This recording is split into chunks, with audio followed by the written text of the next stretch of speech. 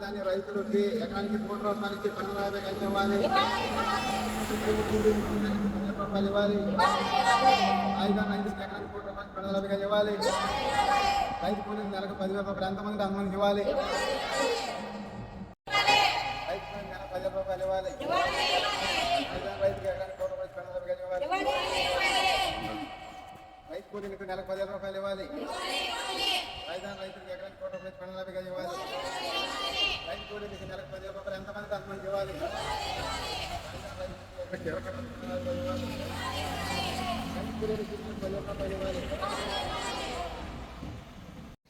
నమస్కారం. రాజధాని రైతులకి, రైతు కూలీలకి, ఆంధ్రప్రదేశ్ ప్రజలకి, కూటమి ప్రభుత్వానికి, నాయకులందరికీ ఈరోజు రాజధాని రైతుల కోసం రిలే నిరసన చేస్తున్నాం. 80 రోజుల నుంచి టీఆర్ఎస్ పార్టీ అధ్యక్షుడు కేకేఆర్ అలుపెరగని రిలే నిరసన దీక్ష చేస్తా ఉన్నాం. సెకండ్ కూలింగ్ అని ఒక అనుభవం పేల్చి ఈ ప్రాంతంలో రియల్ ఎస్టేట్ మడ్డీలు చేశారు. అలాగే రైతుల్ని ఏ పని చేసుకోనికుండా, రైతు కూలీని ఏ పని చేసుకోకుండా ఇక్కడ పనే లేకుండా చేసేసారు, ఆదాయం లేకుండా చేసేసారు.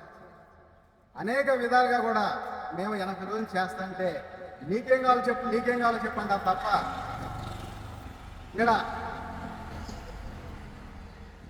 రైతులకి న్యాయం చేయాలి, బస్సు తీసుకున్న కూలీకి. ఎందుకంటే వాళ్ళ అవసరాలకి 2014లో మరి జనసేన, బీజేపీ, టీడీపీ కూటమిగా కట్టుకొని గెలిచి మరి కూలింగ్ తీసుకున్నారు. అప్పుడు జగన్ గారిని అడిగితే ఆయన కూడా నాగపెంత లేదు, 30,000 ఎకరాలైనా కావాలి రాజధానికి అన్నారు. రైతులు ఇచ్చారు.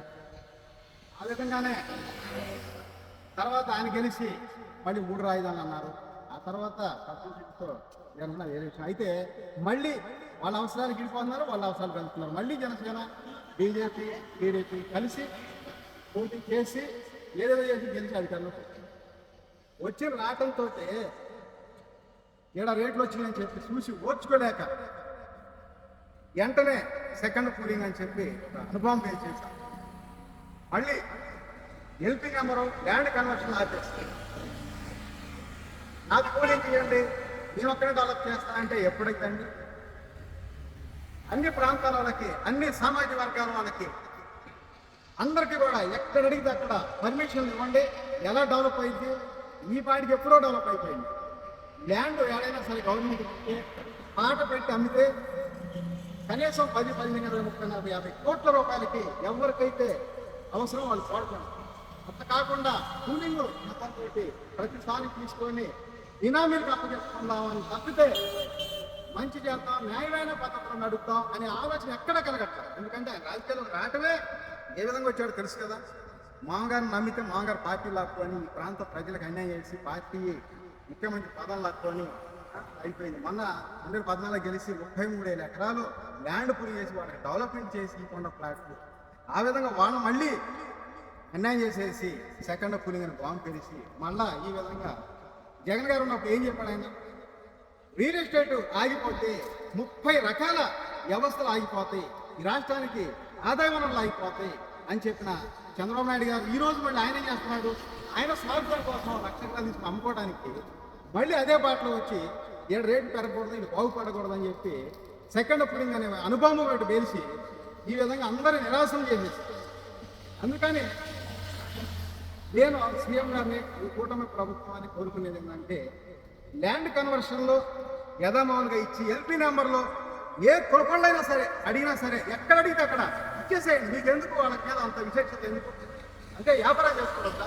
నువ్వు ఒక్కడే చేసుకోవాలా? నీవు నీ కుటుంబం డెవలప్ అయితే చాలా, ఈ ప్రాంత ప్రజలు రైతులు వీళ్ళందరూ కాకూడదా? అవ్వాలని చెప్పి ల్యాండ్ కన్వర్షన్ యథామానులు ఎల్పీ నెంబర్లు ఇచ్చి వ్యాపారాలు కొనసాగితే ఆదాయ వనరు పెరుగుతుంది. ఎందుకంటే రోజుకి కనీసం 100 నుంచి 150 కోట్ల ఆదాయం వచ్చింది గవర్నమెంట్కి, రెవెన్యూ ఆదాయం. ఆ విధంగా నెలకి 4-5 వేల కోట్లు, సంవత్సరానికి 50-60 వేల కోట్లు రెవెన్యూనే ఆదాయం వచ్చింది. ఆదాయం వనరు సృష్టించాలి. మీరు చెప్పండి అంటే తెలీదా? ఇన్నాళ్ళ నుంచి సీఎంగా పనిచేసే రాజకీయ 40 ఏళ్ళ 50 ఏళ్ళ అనుభవం ఉన్న ముఖ్యమంత్రి గారు తెలీదా? ఇక్కడ రియల్ ఎస్టేట్ ఆగిపోతే హైదరాబాద్లో ఏం చేస్తున్నారు? ఒక పాట పెట్టి అమ్ముతారు. అప్పుడు ఎవరికి నచ్చిన వాళ్ళు నచ్చినట్టు పాడుకుంటారు. ఇవ్వడము అన్ని బినామీ కంపెనీలకి 1 కోటి, 2 కోట్లకి, 50 లక్షలకి అట్లా అమ్ముకుంటే ఏ విధంగా రైతులు ఆసిపోతా ఉన్నారు? వెళ్ళి ఆమె చేయాల్సిన అవసరం ఉంది. ఎందుకంటే గతంలో కూడా చూసాము, మళ్ళీ అదే పరిస్థితి వచ్చింది. ఇవాళ ఏడు గనక యథామామూలుగా అందరికి పర్మిషన్ ఇచ్చేసి అందరు కన్స్ట్రక్షన్ చేసుకొని డెవలప్ చేస్తే ఈ ప్రాంత రైతులకు 100 కోట్లు అమ్మేవాళ్ళు. ఒక్కొక్క రైతు 20, 30, 50 ఎకరాలు 100 ఎకరాలు ఉన్న రైతు ఇవ్వడానికి ఓనర్లు అయ్యేవాళ్ళు. అలాంటిది ఇలా కనీసం భిక్ష వెతుకునే పరిస్థితి వచ్చింది రైతులకు. 100 ఎకరాల నుండి కూడా డబ్బులు లేక ఎన్ని ఇబ్బందులు పడుతున్నారో ఏంటో సీఎం గారికి ఏం తెలుసు. ఆయన గెలిచిన దాకా ఏ సీఎం అయినా దిగేస్తున్నారు. గెలిచిన దాకా ప్రజలు అంటారు, గెలవంగానే మర్చిపోతారు. ఆయన అంటే జగన్ గారు గెలిచిన దాకా సీఎం అన్నాడు, గెలవనిచ్చాడు. 5 సంవత్సరాలు బహిరంగంగా ఒక్క ప్రెస్ మీట్ పెట్టాడా? 5 సంవత్సరాలు ఇంట్లోనే ఉండి బయటికి రాకుండా బహిరంగంగా ఒక్క ప్రెస్ మీట్ పెట్టాలి. అది అయిపోయింది. సగం మంది ఎమ్మెల్యేల పైన అపాయింట్మెంట్ ఇవ్వాలి. ఒక ముఖ్యమంత్రి అయ్యండి ఎమ్మెల్యే శాసనసభ్యులు ఆ నియోజకవర్గంలో సమస్యలు చెప్పుకోవడానికి అపాయింట్మెంట్ ఇవ్వలేదంటే ఎంత విచక్షత అంటే ఎమ్మెల్యే ప్రజల మీద ఎందుకు అంత విచక్షత? గెలిచిందాక ఒక మాట, గెలిచిన ఇప్పుడు ఆయన ఈయనంతే చంద్రబాబు నాయుడు గారు మళ్ళీ అదే మాట. గెలిచిందాక రియల్ ఎస్టేట్ లేకపోతే 30 రకాల ఆదాయ వనరులు కోల్పోతున్నాం అని చెప్పి అంటారు. మళ్ళీ ఈయన గెలవగానే ఈయన చేసింది మళ్ళీ అదే. 2 సంవత్సరాలు అయింది. మరి 30 రకాల విధానాల్లో ఆదాయం కోల్పోతుందా? ఇప్పుడు అర్థం కావట్లేదు కదా. అంటే ముఖ్యమంత్రి పదవి ముఖ్యమా? అంటే ఈ ప్రజాధనం వినియోగం చేయటం ముఖ్యమా? ఈ ప్రజాధనం ఏం చేస్తున్నారని చెప్పి అడిగే నాదులు లేరని చెప్పి ఇష్టానుసారం చేసుకుంటా అయిపోతా ఉన్నారు. కూలింగ్ లో 33,000 ఎకరాలు తీసుకున్నారు. ఒక్క ప్లాట్ వేసారా రైతులకి డెవలప్మెంట్ చేసి ఇచ్చారా? ఈ రోజని చెప్పి ఏ పార్టీ నాయకుడైనా అడగలరా? అడగరు. వాళ్ళ పదవులు పోతాయని భయం. అలాగే 33,000 ఎకరాలు డెవలప్మెంట్ చేసి ఇచ్చినప్పుడు ఇప్పటికి ఒక 11 సంవత్సరాలు అయిపోయింది. ఇంకా ఎప్పుడు డెవలప్ చేస్తారు? ఇంకో 20 ఏళ్ళు పట్టింది ఆ ప్లాట్ ఇవ్వడానికి. ఆ ప్లాట్లు ఇచ్చే ప్రసక్తే లేదు. మళ్ళీ సెకండ్ పూలింగ్ తీసుకుంటేనే ఈ మళ్ళీ అమ్ముకొని అవి డెవలప్ చేస్తూ ఉన్నారు. మరి సెకండ్ పూలింగ్ మళ్ళీ 3వ పూలింగ్ తీసుకున్న తర్వాత అవి మళ్ళీ డెవలప్ చేస్తారా? ఏదైనా సరే ముఖ్యమంత్రి గారు ఇన్ని రోజుల నుంచి విలయ నిరీక్షణ దీక్ష జరుగుతుంది కాబట్టి ఆయన ఇంటెలిజెన్స్ ద్వారా కానీ అనేక విధాలుగా వాళ్ళ దగ్గరికి వెళ్తే మీడియా మిత్రుల ద్వారా ఆయన స్పందించి వెంటనే ఒక నిర్ణయం తీసుకొని ఎల్పీ నెంబర్లో ఎక్కడ అడిగితే అక్కడ ఇవ్వాలి, రైతులకు న్యాయం చేయాలి, రైతు కూలీకి న్యాయం చేయాలి. తీసుకుంటారు. అభివృద్ధికి మేము అడ్డు కాదు, ఫలానా తీసుకున్నామని చెప్పండి. తీసుకోవట్లేదా? తీసుకోవట్లని చెప్పేసేయండి, ఎల్పీ నెంబర్ ఇచ్చేసేయండి. డెవలప్ అయింది. ఎందుకంటే ఎవరందరూ వాళ్ళు వచ్చి కొనుక్కుంటారు, తొందరగా డెవలప్ అయింది. ఈ ప్రాంతంలో 11 ఏళ్ళు అవుతుంది రాజధాని వచ్చి. కనీసం ఎకరం 100 కోట్ల మీద ఈ పెరగనీయకుండా ఆపేసి ఇబ్బందులు పెట్టుకుంటా రైతులు ఎన్ని ఇబ్బందులు పడుతున్నారు. 100 ఎకరాలు ఉన్నవాళ్ళు కూడా రూపాయలకి ఎన్నో అనేక రకాల ఇబ్బందులు పడుతూ ఉంటారు. ఇంకా రేట్లు వస్తే ఎప్పుడు అనుకున్నాను నేను. ఈ ప్రాంతంలో ఎకరం 100 కోట్లని విమానాలకి ఓనర్లు అవ్వాల్సిన రైతుల్ని చేతులు దాగించి డబ్బులు అడుక్కునే పరిస్థితి తీసుకొచ్చాడు ఈ సీఎం గారు. రైతులు కూడా ఆలోచించి అందరూ కూడా తిరుగుబాటు రావాలి.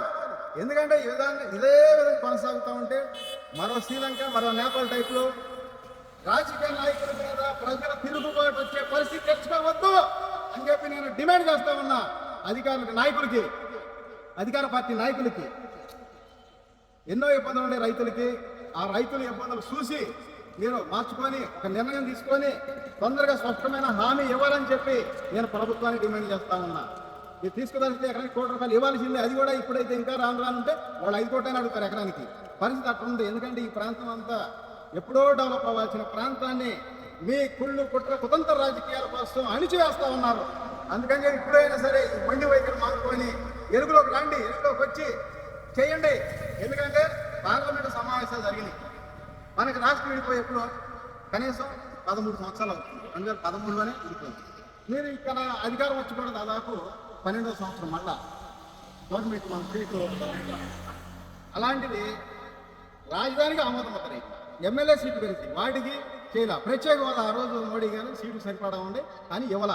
ఇవాళ సీటు సరిపడా లేవు కదా, మన మద్దతు ఉపసంహరించుకుంటే ప్రధానమంత్రి కూలిపోతాం మన ప్రభుత్వం, సెంట్రల్ గవర్నమెంట్ కూలిపోయింది. అలాంటి పరిస్థితుల్లో డిమాండ్ చేయాల్సిన అవసరం ఉంది. ఎవరికి వాళ్ళే నాకెందుకు అంటే ఏమీ ఉండదు. ఎవరికి వాళ్ళే అడిగితే ప్రశ్నిస్తేనే అప్పుడు ఏదైనా అభివృద్ధి అయ్యింది. ప్రశ్నించాల్సిన అవసరం అందరికీ ఉంది. మాకెందుకు, మా నాయకుడు మా పార్టీలు అని వాళ్ళు ఊరుకున్నారనుకో చివరికి ఎవరి భూములు మొత్తం తీసుకెళ్ళి దేశాల వాళ్ళు కమ్ముకుంటారు. ఏమున్నది ఇక్కడ. ఆ రోజు ఇబ్బంది పడాల్సి వచ్చింది. అందుకని అందరూ కూడా కలిసి కట్టుగా పోరాటం చేసి సీఎం గారిని అడగాల్సిన అవసరం ఉంది.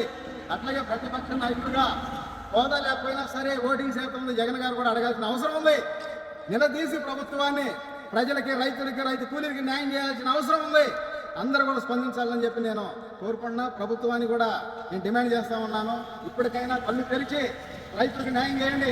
ఫస్ట్ పూలింగ్ డెవలప్మెంట్ చేసి ఇవ్వండి. అట్లాగే ఈ సెకండ్ పూలింగ్ మీద కూడా స్పష్టమైన ప్రకటన ఇవ్వండి అని చెప్పి కోరుకుంటా ఉన్నాం.